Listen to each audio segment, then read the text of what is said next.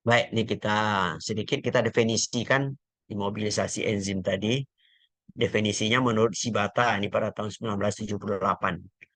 Enzim yang secara fisik ditempatkan di dalam suatu daerah atau ruang tertentu sehingga dapat menahan aktivitas katalitiknya serta dapat digunakan secara berulang-ulang dan kontinu. Ya. Nah, apa keuntungannya enzim itu diimobilisasi ya? Keuntungannya yang pertama adalah dapat digunakan berulang-ulang ya. Ini sangat menguntungkan jika enzim tersebut mungkin sulit atau mahal untuk diproduksi. Ya. Jadi ya untuk mengisolasi aja susah misalnya kan. Kemudian akan dipergunakan untuk produksi bahan tertentu misalnya ya menggunakan enzim. Nah, kalau bisa kita makainya berulang-ulang itu kan artinya cukup efisien ya. Cukup efisien kita gunakan berulang-ulang juga tentu terkait juga dengan apa finansialnya gitu, keuangannya gitu kan. Kemudian yang kedua, menghentikan proses cepat ya, diambil dengan filtrasi atau laju alir ya, diambil dengan cara filtrasi atau laju alirnya dikecilkan ya, itu kecil.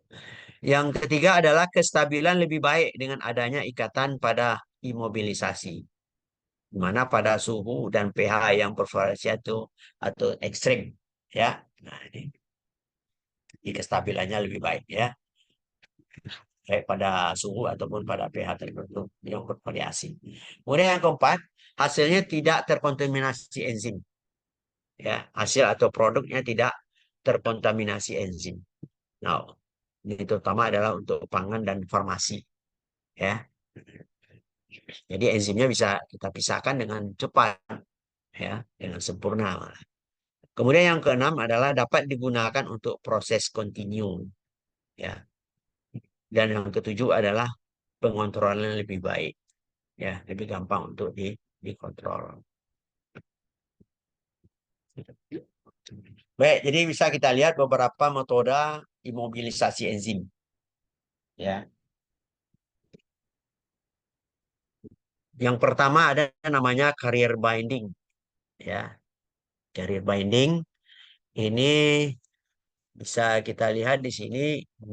Ya, carrier binding ini ada ikatan ya, ikatan dengan kariernya. Ya, ikatan yang terjadi pada karier itu terhadap enzim bisa ikatannya berupa van der Waals. Ya, bisa berupa ionik, bisa berupa kovalen. Ya, tentu yang paling lemah ikatannya adalah atau interaksinya adalah van der Waals. Ya, ikatan yang paling lemah. Kalau ionik itu agak lebih kuat ya, kovalen juga lebih kuat. Kemudian ada yang namanya cross linking. Ya, cross linking itu artinya terjadi ikatan antara enzim dengan enzim. Ya, nah ini bisa kita lihat dari gambar ini.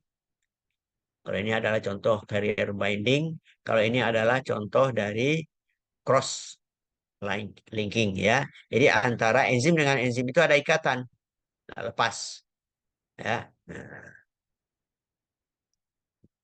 kemudian ada entrapping ya, entrapping ya, itu bisa berupa kisi, bisa berupa mikrokapsul. Nah, ini enzim ini dikurung ya, dikurung di dalam ini. Nah, dalam suatu matrik ya, atau dalam bentuk droplet seperti ini ya, ya masing-masing. Jadi dia tetap dikurung, tapi dia bisa bekerja ya. Kalau ini kan masih lepas ini kontaknya dengan substrat. Kalau ini bisa aja kontak dengan substrat ya enzim ini, karena kan dia mempunyai pori-pori ini ya, punya pori-pori. Ya, nah ini metode imobilisasi enzim. Kita lihat masing-masing metode ini. Yang pertama adalah carrier binding. Itu enzim diikat pada karier atau matrik yang tidak larut air. Nah, yang tidak larut air. Ya, kalau larut air nanti tentu sama juga akan lepas dia. Ya, jenisnya adalah yang pertama namanya adsorpsi fisik. Ya, jadi pada adsorpsi fisik ini mudah dilakukan dan ekonomis. Enzim diabsorpsi pada permukaan karier atau matrik Ya. Kelebihannya apa? Kelebihannya adalah kondisinya lunak sehingga aktivitas enzimnya tetap tinggi, ya kan? Nah, kondisinya lunak, aktivitas enzimnya tetap tinggi. Kemudian dapat diregenerasi, ya, dapat diregenerasi. Kelemahannya adalah kekuatan ikatan lemah, ya. Jadi ada pH ataupun kekuatan ion berubah, ya.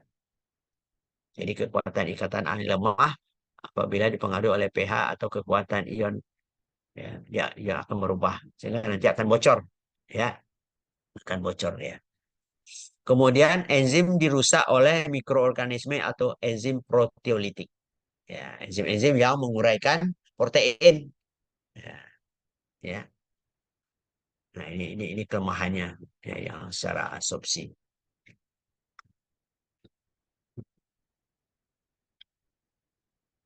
Ini adalah contoh karier untuk absorpsi fisik, ya. Contoh kariernya atau matriknya adalah ada karbon aktif, ada hidroksil apatit, ada gelas poros, ada gel kalsium fosfat, ada tanah liat, alumina, butil sefarosa, pati juga bisa, kaolinit, gluten, silika gel, konkanalvalin A, kemudian bentonit, ya. Jadi faktor pemilihan karir itu sebenarnya didasarkan kepada ukuran partikel, ya, ukuran partikel, diameter pori, dan luas permukaan, ya. Nah, ini bisa kita lihat contoh, ya, contoh dari karier, ya.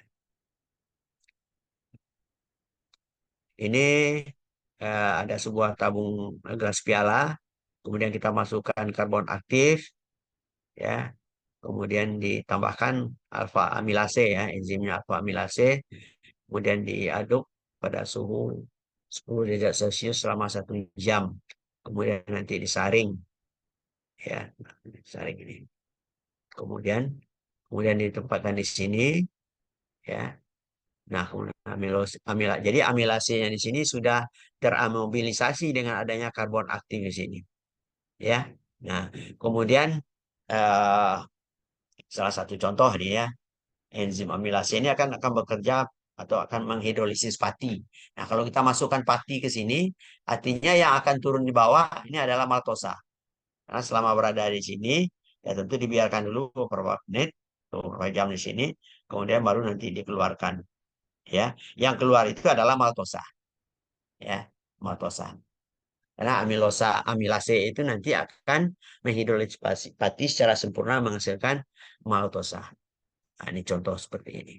Tapi kalau misalnya tidak kita mobilisasi, kalau kita campur antara pati dengan enzim amilase, tentu nyampur aja nanti. Maltosa nyampur dengan enzim, ya, dengan enzim amilase. Nah, ini kelebihannya kalau kita lakukan imobil, ya. Baik, kita lanjut. Kita lanjut dengan ikatan ionik, ya. Pada metode yang pertama tadi, ikatan ionik terjadi ikatan ionik antara enzim dengan karier, ya, yang tidak larut air dan mengandung residu penukar ion, ya. Di sini akan terjadi interaksi antara gugus amin atau karier, ya, atau pada karier, ya, gugus amin pada karier yang bermuatan positif dengan gugus karboksil pada enzim yang bermuatan negatif. Nah, ya, seperti ini adalah karirnya, ya. Nah, di sini ada ion, ya, atau residu penukar ion,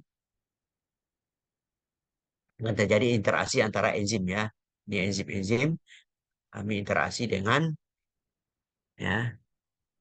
gugus amin, ya. Terjadi interaksi antara gugus amin yang berada pada karir ini, ya,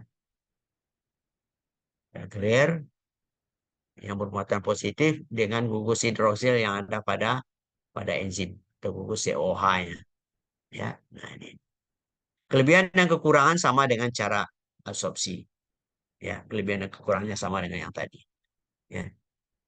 Contoh karirnya adalah polisakarida. ya, atau polimer sintetik, ya. Bisa kita menggunakan polisakarida. Ya, biasanya kita menggunakan selulosa misalnya ya. Selulosa biasanya yang dipakai. Kemudian kita lanjutkan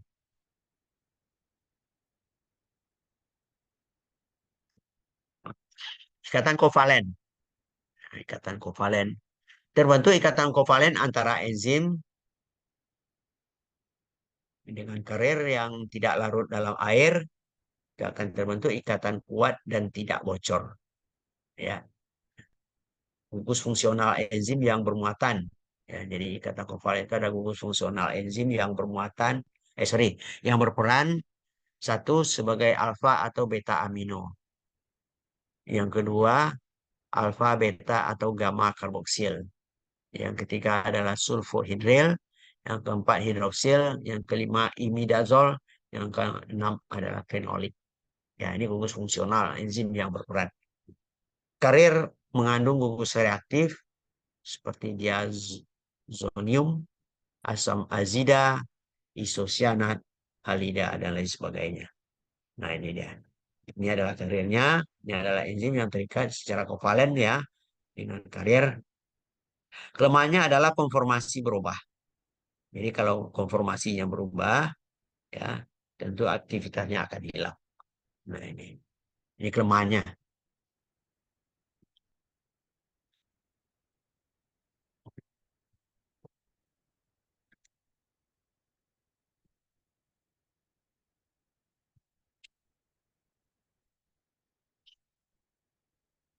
Kemudian adalah metode yang kedua,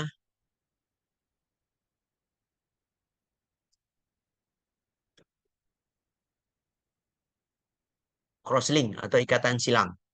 Ya, ikatan silang. Terjadi ikatan kimia tetapi tidak menggunakan karier. Ya, tidak menggunakan karier. Pembentukan ikatan silang molekul enzim satu sama lain itu menggunakan reaksi seperti glutaraldehid. Ya, tampilannya mirip dengan ikatan kovalen. Tampilannya, ya. Tapi yang pasti dia tidak menggunakan matrik atau tidak menggunakan carrier. Reaksi yang digunakan antara lain adalah bisa menggunakan glutaraldehid, itu paling banyak digunakan. Kemudian bisa juga diazobenzidin atau turunannya, bisa juga etil kloroformat, bisa NN-heksametilen bisiodoasetat. Ya, jadi untuk meningkatkan stabilitasnya itu bisa ditambahkan crosslink itu dengan pengadsorpsi atau adsorban. Ya, nah ini dia. Ya, ini adalah metode yang kedua atau crosslink ikatan silang. Kemudian entrapping atau penjeratan. Ya, diperangkap seperti ini dia ya. Ini dalam apa? Dalam bisa dalam bentuk kapsul dan lain sebagainya. Atau dalam bentuk kisi. Jadi lokalisasi enzim dalam kisi matriks atau mikrokapsul atau membran semipermeable. Enzim tidak terikat pada matrik gel ataupun membran ya. Jadi dia tidak terikat, memang dikurung saja dia di dalam ya. Ya dikurung ya. Tapi dia tidak ada bentuk ikatan dengan matriknya atau dengan apa ya dengan carriernya ya. Tipe entrapping itu ada yang tipe kisi yang seperti yang ini ya, yang seperti kotak-kotak ini ya. Ini, ini enzim dikurung di sini ya. Biasanya bahan yang digunakan adalah polisakarida ya. Polisakarida itu biasanya sering digunakan karagenan biasanya ya, karagenan ya. Kemudian juga bisa protein, bisa karbon, bisa vinil dan alkyl polimer, poliamida, kemudian kalsium alginat, agar karagenan, nah ini ada karagenan ya. Kemudian kolagen ya, kolagen. Sebenarnya ini termasuk ke dalam poliamida ya, poliamida. Kemudian yang kedua tipenya adalah mikrokapsul. Nah, mikrokapsul ini seperti ini ya. Dia dikurung dalam bentuk bisa dikurung dalam ada dua atau tiga di dalamnya. Ya. Ini agak gambarnya, ini gambarnya. Ini enzimnya bisa lebih banyak barangkali dikurung. Ya, nah, kelihatan ini ada pori-pori dikurung. Nah, bahan yang digunakan adalah bisa nilon, poliurea, etil selulosa, polistiren, kolodion, nitroselulosa, butil asetat selulosa. Ini adalah bentuk apa? Karbohidrat polisakarida ya. Nah, ini adalah bentuk entrapping ya, untuk metode yang ketiga. Sebenarnya selain dari enzim, sebenarnya sel-sel atau mikroba-mikroba satu sel itu juga bisa dilakukan proses penjeratan ini ya, atau entrapping ya. Nah, ini bisa. Coba kalau enzim itu kan, sorry, kalau mikroba itu yang sel-selnya kan hanya satu sel, itu lebih gampang untuk men-trappingnya seperti ini. Ya, yang ini, kalau saya dulu pernah melakukan entrapping terhadap apa mikroba ya, misalnya kita menggunakan jamur atau apa gitu ya, bisa. Jadi jamur itu bisa kita entrapping, kemudian bisa kita gunakan berulang-ulang kali untuk melakukan atau membuat suatu proses fermentasi misalnya, ya. Nah, fermentasi misalnya. Misalnya orang bisa membuat apa eh, fermentasi kedelai ya, fermentasi kedelai yang dalam bentuk cair misalnya. Ini bukan menghasilkan tempe, tapi tempe cair istilahnya. Nah, itu bisa kita lakukan prosesnya ini menggunakan entrapping dari eh, spora dari jamur-jamur Staphylococcus aureus, sorry, jamur-jamur yang apa namanya, jamurnya Oligosporus ya, Rhizopus oligosporus ya, bisa kita entrapping.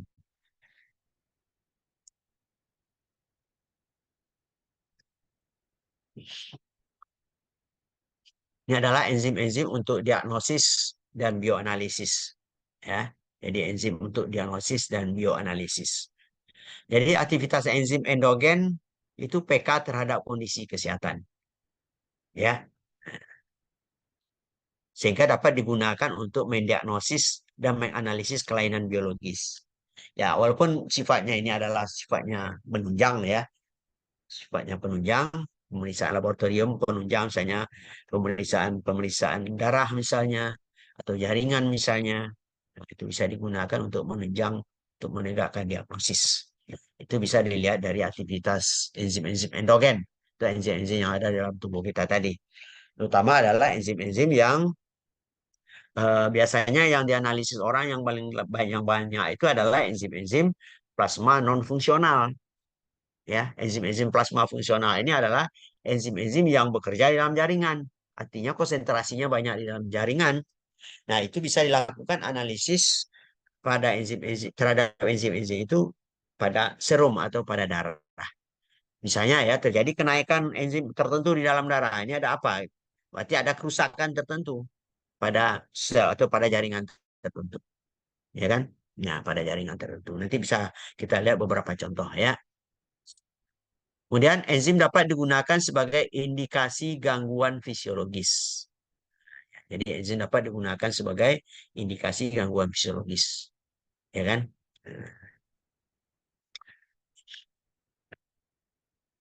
Yang pernah saya pelajari apa kira-kira enzim yang barangkali bisa digunakan untuk membantu menegakkan diagnosis ini? Salah satu contoh aja apa?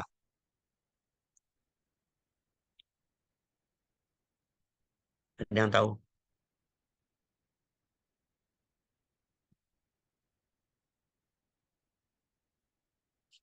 Belum ya? Jasmine, tahu Jasmine?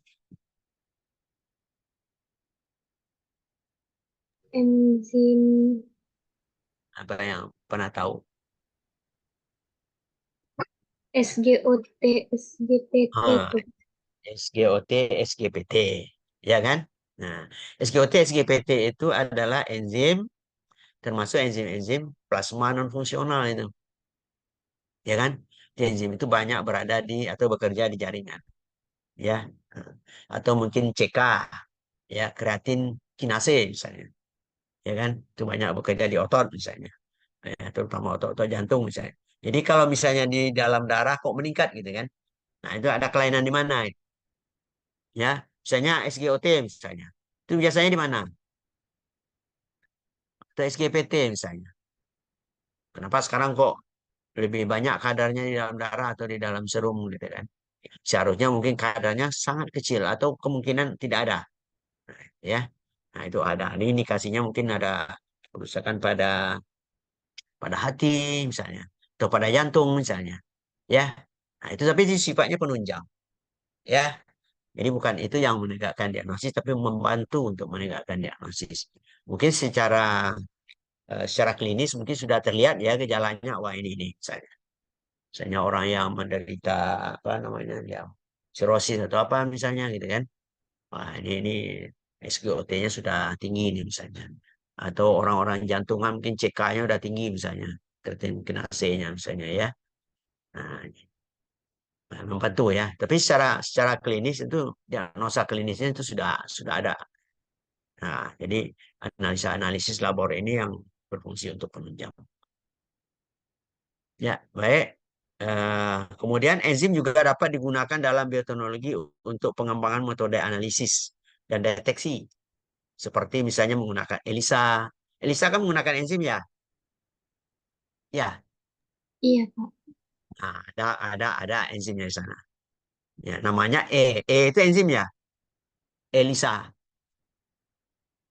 Apa kepanjangannya? Kan ya? Iya, Pak. Enzim Enzyme link imunoabsorban assay. immunosorbent assay. Ya, walaupun melibatkan nanti ada antibody juga gitu ya. Tapi ada peranan enzim di situ. Ya. Nah, biasanya kan ada kit-kit ELISA itu tuh sebenarnya udah ada di situ. Ada nanti campur-campurannya itu. Ya, ada mixnya antara enzim dengan ini gitu ya. PCR ada nggak? Ada enzim juga nggak?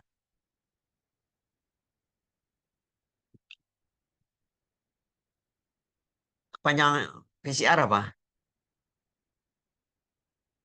Ada apa kepanjangan PCR? Polymerase chain reaction, Pak. Ah, polimerase. Chain Polimerase itu enzim nggak? Enzim, Pak. Ya kan? reaction. Ya, enzim ya. Tadi kan sudah ada pertanyaan saya tadi kan. Ada enzim yang tahan panas yang yang digunakan pada PCR. Nah, itu sejarahnya Anda harusnya tahu itu. Enzim itu mana? Dari mana diperoleh itu enzim itu yang bisa tahan panas gitu. Ada ceritanya itu. Ya, dari mana diisolasi orang enzim itu? Ya, ada yang tahu enggak? Enzim yang bisa beraktivitas pada suhu tinggi itu yaitu yang terdapat pada PCR itu. Nah, itu cari itu, ya. Enzim apa, kemudian diisolasi orang dari mana gitu kan? Ya kan? Bisa dicari. Ya, Abraham.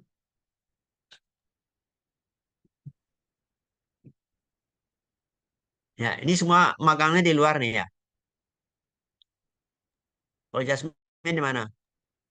Jasmine di CTI, Pak. Tempat Pak. Di mana? Jasmine di CTI, Pak. Mana tuh tempatnya? Tempatnya Pak. Hmm?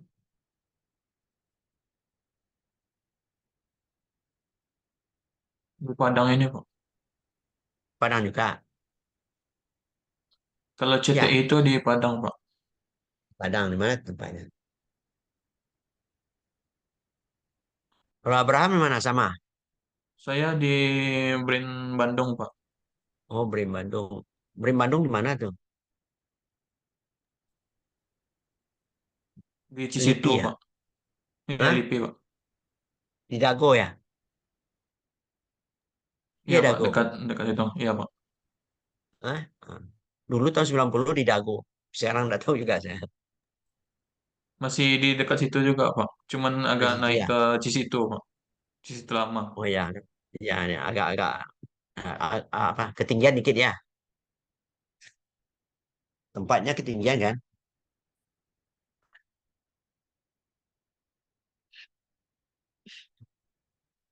Ya, kita lanjut ya.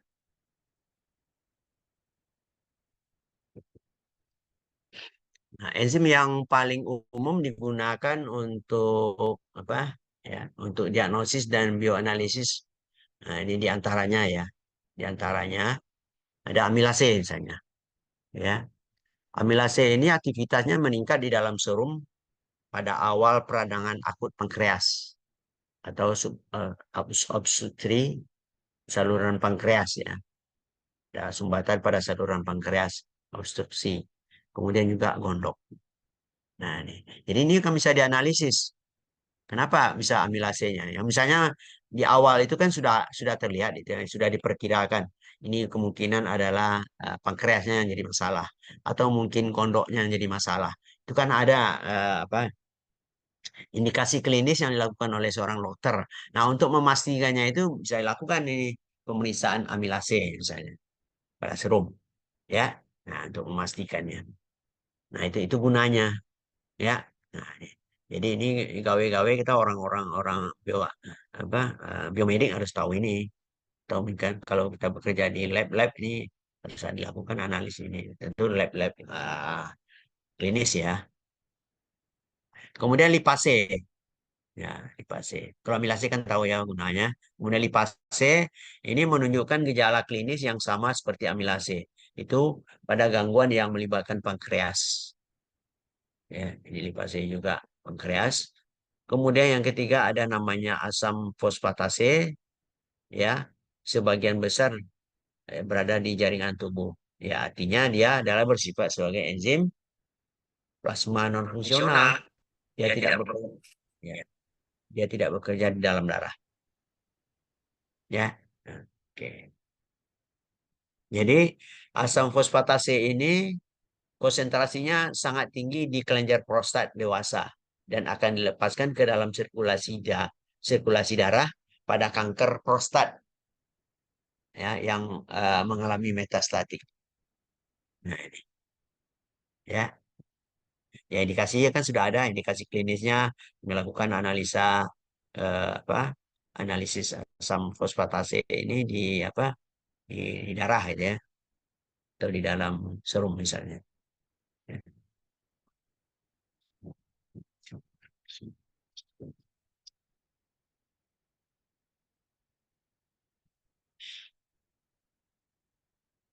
Kemudian ada enzim alkohol dehidrogenase. Nah, ini gunanya adalah untuk mendeteksi adanya alkohol.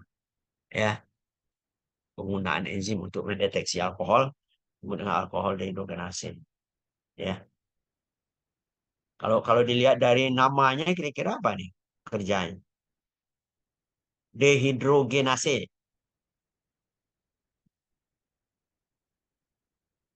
Dia bekerja pada substrat alkohol, kemudian bekerja dalam proses reaksi dehidrogenasi. Ya, jadi alkohol itu akan dihilangkan atau akan diambil hidrogennya. Ya, ini namanya dehidrogenase. Jadi setiap ada reaksi dehidrogenase itu terjadi reaksi dehidrogenasi. Ini banyak terjadi enzim-enzim yang dehidrogenase ini ya, itu banyak terjadi pada proses glikolisis sampai ke siklus Krebs. Ini banyak nih, ya kan? Ada suksinat dehidrogenase, ada malat dehidrogenase, ya, itu pada siklus Krebs, ya. Nah, kalau pada ini pada glikolisis ada enggak dehidrogenase? Ada. Ya, perubahan dari gliseraldehid menjadi ya, gliseraldehid menjadi 1,3 difosfogliserat. Itu ada enzim yang namanya gliseraldehid 3 fosfat. Ya, gliseraldehid 3 fosfat dehidrogenase. Ya, kemudian perubahan pirufat menjadi asam pirufat berubah menjadi asetil CoA. Itu ada lagi enzim yang dehidrogenase. Enzim apa namanya? Namanya pirufat dehidrogenase. Ya, ya kan? Nah, Kalau dari pirufat menjadi asam laktat namanya laktat dehidrogenase. Ya, oke, masih hafal ya glikosisnya. Baik, kita lanjut. Ini enggak beberapa lagi ya. Enggak banyak. Ini selesai nih. Oke. Kemudian ada kolesterol esterase. Ini digunakan dalam penentuan kadar kolesterol. Ya. Jadi enzim ini digunakan untuk penentuan kadar kolesterol. Kemudian ada kreatin kinase, ya kan? Nah, kreatin kinase ini digunakan untuk diagnosis kerusakan jantung dan tulang, ya kan? Jadi kalau kita misalnya kolesterol tinggi, diperiksa kolesterol esterase, ya. Di samping kolesterol juga diperiksa. Kalau kreatin kinase ini adalah diagnosis untuk kerusakan jantung dan tulang. Ya, biasanya enzim-enzim ini adalah termasuk juga enzim-enzim non plasma fungsional. Ya, jadi artinya akan meningkat kalau kita mengalami sakit jantung, misalnya infak miokard, itu CK-nya tinggi, ya, CK-nya tinggi, kreatin kinasenya tinggi, ya. Nah, ini bisa dilakukan, ya. Nah, kenapa kok bisa ini ya? Kok bisa banyak di jantung enzim ini kira-kira? Kreatin kinase. Tahu nggak apa fungsi kreatin kinase?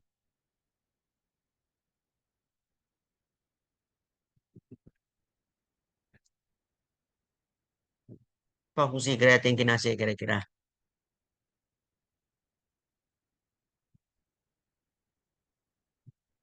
Ya,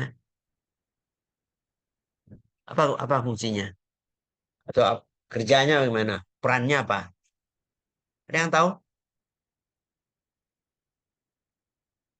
Pada jantung, ya.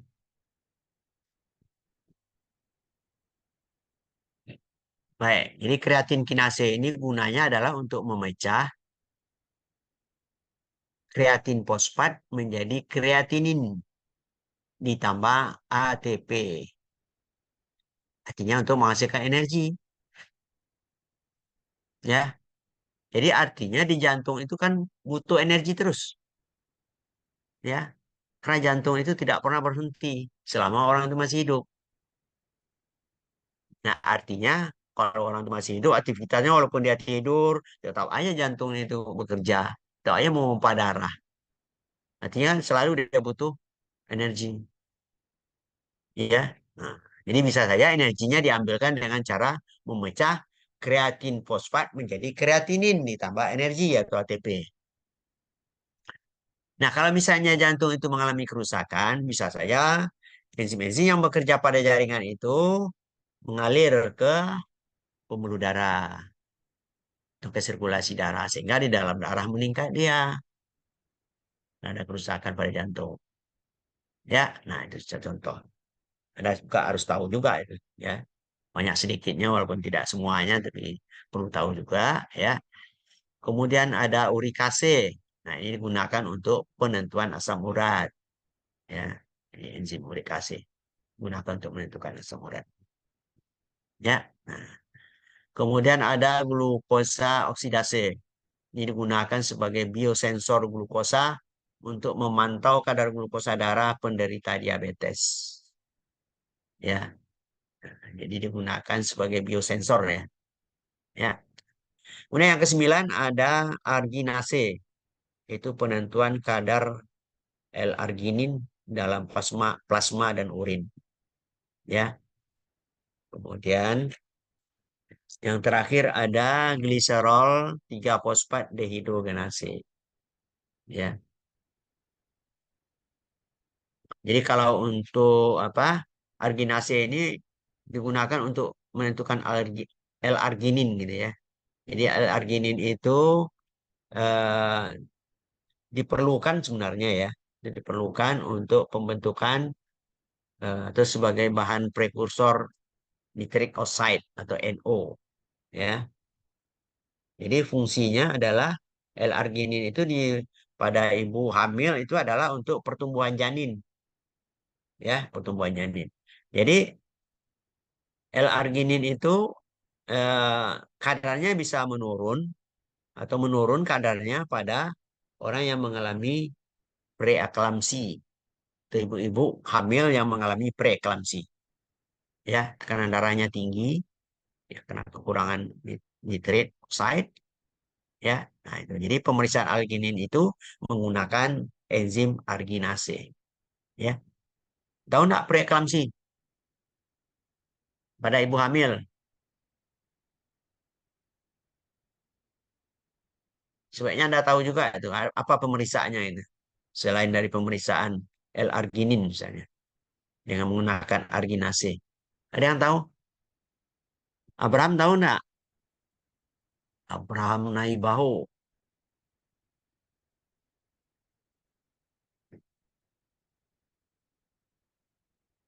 Pernah dengar istilahnya preeklamsi atau eklamsi pada ibu hamil?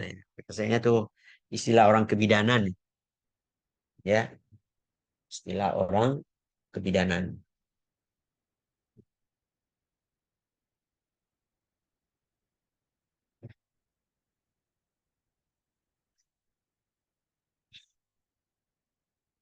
Ada yang tahu?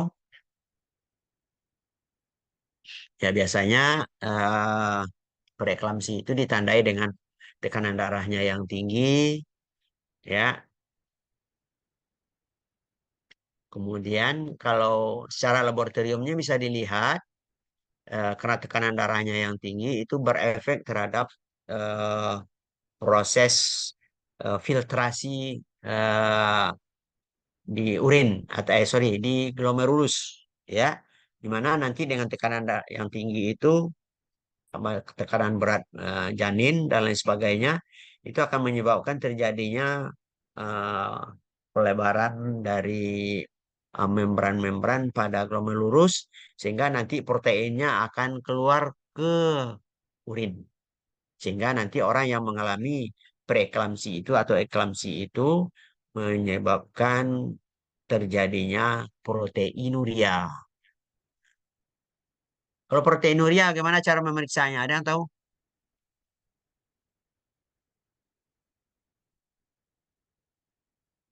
Ada yang tahu enggak pemeriksaan urin di dalam, sorry, pemeriksaan protein dalam urin? Ada yang tahu? Atau proteinuria istilahnya?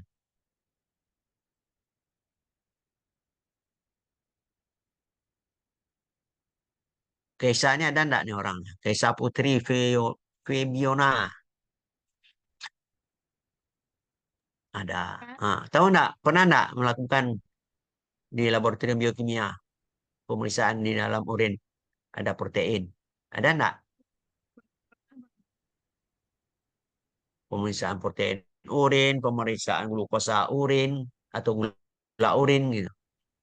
Yang disebut dengan tes reduksi. Pernah Pak pas biokimia. Ada. Ada. Ada biokimia kan? Protein Ya, urin ada kan? ada Ada. waktu Gimana caranya? ntar caranya kalau nggak salah pakai reagen. Apa regen? Ya. Hehehe. Itu bisa Hmm, digunakan untuk orang preeklamsi itu oleh orang kebidanan. Ya, proteinuria. Harusnya kan protein itu tidak ada dalam urin ya, ya kan? iya. Tidak ada. Sekarang kenapa kok ada gitu kan?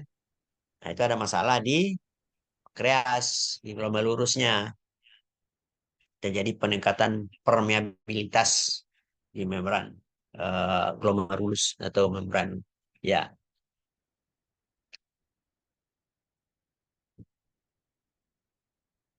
ingat? Tidak ingat ya. Kalau glukosa gimana meriksanya? Ini harus ingat nih, nah, orang ya biomedik harus tahu itu. Sudah dipertikumkan juga. Ya. Kalau protein, gimana caranya? Kalau glukosa gimana? Tes reduksi namanya. Pakai Benedict Pak. Nanti warnanya hijau. Pakai pakai Benedik apa? Kalau Protein positif apakah atau gula? glukosa Pak. Glukosa. Glukosa apa gula? Gula. Nah, apa beda tuh? Gula. Kalau glukosa yang apa tuh? Yang Hmm, kita kalau periksa glukosa apa atau gula saja. Gula itu kan bisa saja tidak hanya Iya. glukosa, bisa fruktosa, ya kan? Bisa selubiosa, Glukosa. ya kan? Hah? Glukosa, Pak. Pokoknya bisa saja dia glukosa, yang tentu glukosa paling banyak, paling dominan. Bisa saja selubiosa, bisa juga fruktosa kalau minum susu tadi gimana misalnya kan? Bisa saja. Belum belum berubah menjadi glukosa misalnya, ya kan? Nah, ikut dia misalnya, makanya istilahnya gula. Tes reduksi artinya adalah gula yang bisa mereduksi. Gula yang bisa mereduksi itu bisa selubiosa, bisa glukosa, bisa fruktosa, ya kan? Nah, itu benedik kan? Iya, Pak. Ya, itu ingat-ingat lagi itu tuh perlu tahu tuh. Ya. Nah, kemudian kalau protein biasanya adalah tes rebus istilahnya. Dipanaskan aja urin itu, ya kan? Panaskan urin, kemudian kadang-kadang belum ada terbentuk apa gumpalan-gumpalan protein belum terbentuk kadang-kadang, tetapi dikasih dulu asam asetat yang 3%, baru nanti terbentuk dia, ya. Nah, itu menandakan bahwa di dalam urinnya ada protein. Ada dulu kan? Iya, Pak. Ya, ya, jangan lupa-lupa itu. Yang lama-lama itu penting, itu dasar. Ya, nah, itu.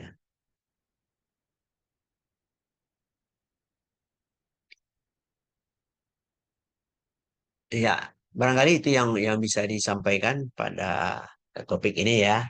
Kalau ada yang bertanya silakan.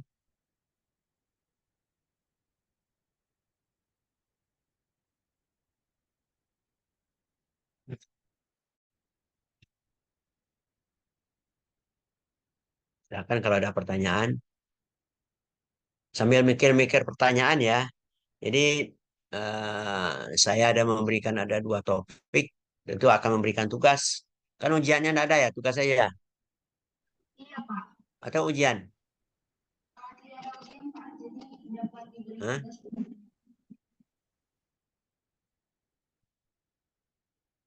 Penugasan, Mana? Pak. Hah? Tugas ya, penugasan. Jadi penugasan nanti kita bagi aja 2. Kita jumlahnya berapa nih totalnya? Totalnya ada 37 orang, Pak. 37 orang. Yang hadir cuman berapa orang? Tidak ada yang hadir semua nih. Ada alasan apa? Izin, Pak, Ya, maksudnya sih 38 orang, Pak. 38. Ya kan? Yang hadir Iya, pada Pak. hari ini berapa? 24. Sekarang tinggal 17 orang. Ya. Nanti akan diberikan tugas, karena saya memberikan topik terkait dengan ekstraksi. Ya. Nah, itu nanti akan diberikan tugas tentang ekstraksi, ekstraksi, kemudian juga terkait dengan enzim, ya. Saya berikan tugas lewat si Nesi aja ya. Jadi nanti dibagi 2, BP1 sampai BP 19 ya, 18 ya berapa ya? 36, 38? 38 orang, Pak. 38. Jadi kelompok A itu BP1 sampai 19. Kemudian kelompok 2 itu BP 20 sampai 38. Ya, Baik, Pak. jadi 19 orang, 19 orang. Itu akan ada 2 tugas nanti. Ya, sudah bisa dibayangkan tugas itu. Yang pertama adalah tugas yang pertama menyangkut dengan ekstrak. Tapi nanti saya berharap memang Anda betul-betul menguraikan itu semua gitu ya. Saya berikan contoh misalnya saudara akan membuat semacam apa namanya ini, bukan prosedur ya, lengkap lah ya untuk mengolah suatu bahan tertentu. Bahan itu bisa berasal dari tumbuhan, bisa juga dari proses fermentasi. Ya tugasnya nanti ada 2, ada antibiotik, ada antioksidan. Nanti yang B apakah antibiotik atau yang A yang antibiotik nanti saja. Ya. Nanti kalau misalnya dia tumbuhan, bisa nanti diambil dari daunnya, dari batangnya, dari akarnya, ya. Bisa juga dari rempangnya misalnya. Nah, itu boleh ya. Nanti saudara lakukan prosesnya awalnya adalah proses persiapan, kemudian isolasi atau dengan ekstraksi lah, katakan ekstraksi dulu ya, melalui isolasinya ekstrak. Ekstrak itu digunakan pelarutnya apa? Kalau misalnya kita berharap nanti harapannya adalah yang kita akan lakukan itu adalah pengambilan antioksidan, ya apa pelarutnya, apa pengekstraknya, dengan nama ekstraknya, kemudian dipekatkan, bagaimana cara ujinya. Nah, itu. Nanti ujinya juga bisa dilakukan terhadap enzim. Ujinya terhadap apa? Terhadap eh, zat-zat yang bersifat antioksidan ya kan? Zat-zat yang bersifat antioksidan endogen. Contohnya SOD atau katalase atau apa glutathione peroksidase misalnya, ya kan? Nah, bagaimana cara mengujinya dalam darah? Tentu Anda harus ada suatu darah orang yang berpenyakit ini misalnya. Atau dilakukan terhadap tikus misalnya. Tikus itu dirusak sehingga nanti antioksidannya menurun misalnya. Kemudian dikasihkan bahan yang saudara isolasi, hasilnya setelah dilakukan perlakuan atau treatment, ya, nanti diharapkan enzim-enzim ini akan naik misalnya. Ya kan? Jadi oleh penyakit tertentu, zat-zat yang bersifat antioksidan endogen ini seperti SOD atau katalase akan menurun itu. Ya. Nah, kemudian setelah diberikan bahan itu, ini nanti diberikan ke hewan hewan coba aja tikus misalnya. Ya kan? Hewan coba itu dibuat dia supaya ada steril oksidatif. Kalau steril oksidatif artinya enzim-enzim endogennya turun. Nanti suruh cari itu. Apa yang membuat tikus itu bisa steril oksidatif. Ya. Nah, ini sudah mengarah-arah untuk penelitian maksud saya. Ya. Nah, kemudian nanti tikus yang sudah di stres oksidatifkan itu, nah stres oksidatif itu banyak. Bisa DM, bisa fibrosis hati, bisa yang lain-lain banyak. Ya. Nah, kemudian nanti dikasih bahan yang saudara isolasi beberapa lama, misalnya 3 minggu atau 2 minggu, pemberiannya berapa. Nah, kemudian nanti dilihat, dicek lagi darahnya, ya kan? Nah, atau bisa juga nanti dicek dari MDA-nya misalnya. Tahu MDA? Pernah belajar MDA? Malondialdehyde. Malondialdehyde itu adalah indikasi bahwa kalau dia kadarnya meningkat di dalam darah atau dalam serum, itu artinya radikal bebasnya atau ROS-nya tinggi dalam tubuh. ROS itu tahu, reaktif oksigen spesies, atau zat-zat yang bersifat radikal bebas ada di dalam, atau yang lain, atau zat-zat yang bersifat oksidan. Paham ya kira-kira itu? Nah, bagaimana cara mengujinya? Kemudian nanti di dalam darah itu ada kontrol, ada yang kontrol positif, ada dan ada perlakuan. Pada kontrol positif artinya tidak diberikan apa-apa, ya, yang bahan-bahan yang kita analisa itu tetap tinggi, ya, seperti enzim katalasenya tetap tinggi, sorry, ya rendah, sorry. Yang tinggi itu adalah MDA-nya. Kemudian yang kelompok perlakuan itu kemungkinan dia akan MDA-nya akan turun, enzim-enzim uh, antioksidannya itu akan meningkat. Anda rancang seperti itu. Nah, ceritakan semua nanti dalam tugas. Itu baru satu satu ya, baru satu tugas. Tugas yang kedua nanti menyangkut dengan ini enzim-enzim ini. Ya, nanti saya berikan. Ya, oke. Kemudian kalau yang kelompok satu lagi nanti menggunakan eh, zat-zat yang bersifat sebagai antibakteri atau antibiotik, itu bisa diambil diisolasi dari tumbuhan, bisa juga diisolasi dari proses fermentasi. Ya, nanti saya ini kan dulu bikinkan perintah-perintahnya, tahap-tahap apa saja yang dilakukan sehingga nanti wah ini dihasilkan seperti ini. Ya, kalau antibiotik gimana cara mengujinya? Menggunakan metode cakram misalnya. Pernah dengar Metode cakram. Hah? Pernah ya? Ada?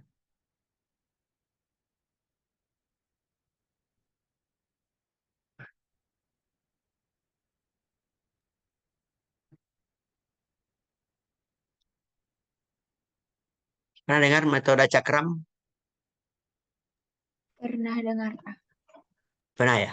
Nah, itu gimana? Itu pelajari. Ya. Jadi ini menambah khazanah ilmu saudara. Ya. Jadi saya tidak mau seperti ujian tertulis biasa. Jadi ini bagaimana cara saudara membuat suatu rancangan penelitian atau apa gitu ya. Nah itu kira-kira. Atau metode-metode yang digunakan gitu.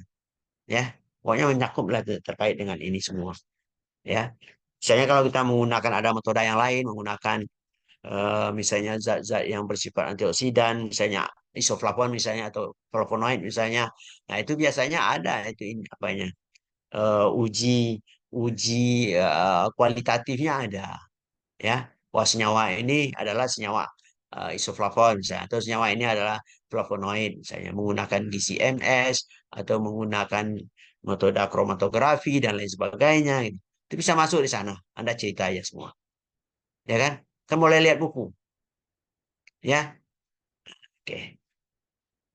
Kira-kira ada pertanyaan? Hampir jam 12.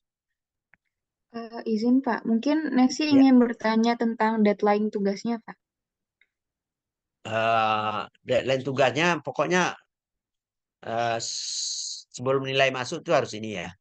Sudah selesai. Kita beri nanti kira-kira 1 minggu. Besok lah Bapak kirim ke Nesi ininya. Ya. Nanti bagikan Oh, aja ke temannya. Kan ada WA grup kan?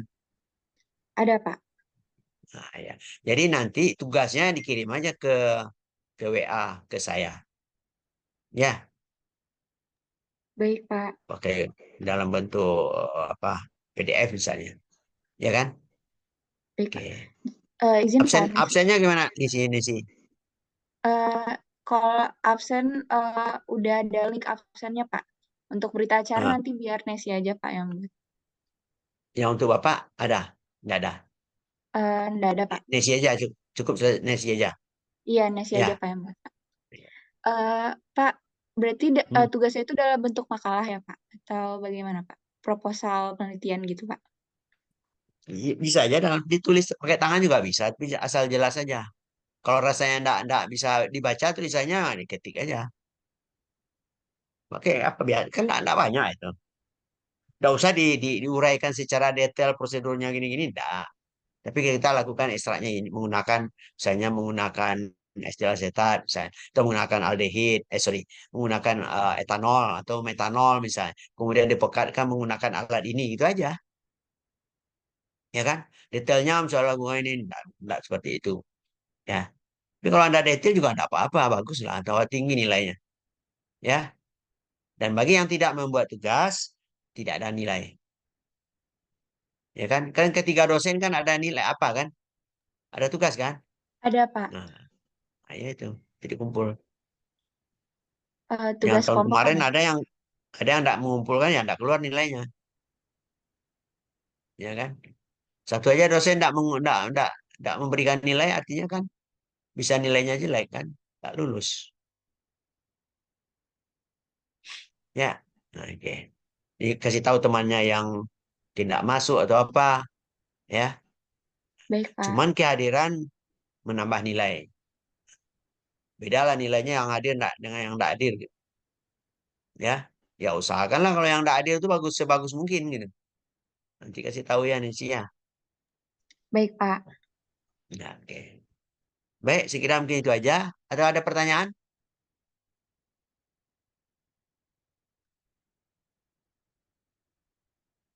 Ada pertanyaan? Hmm, Mungkin sudah cukup, Pak. Sudah cukup ya. Oke, tapi eh, kehadiran yang tadi aja ya, yang udah nasi kirim ya. Baik, Pak. Yang Nesi kirim, Pak, tadi. Ya, itu untuk penilaian aja. Tapi untuk saudara nanti eh, boleh ujian atau tidak, itu kan enggak urusan gitu ya. Ini urusan bikin soal, bikin apa? tugas gitu. Oke ya.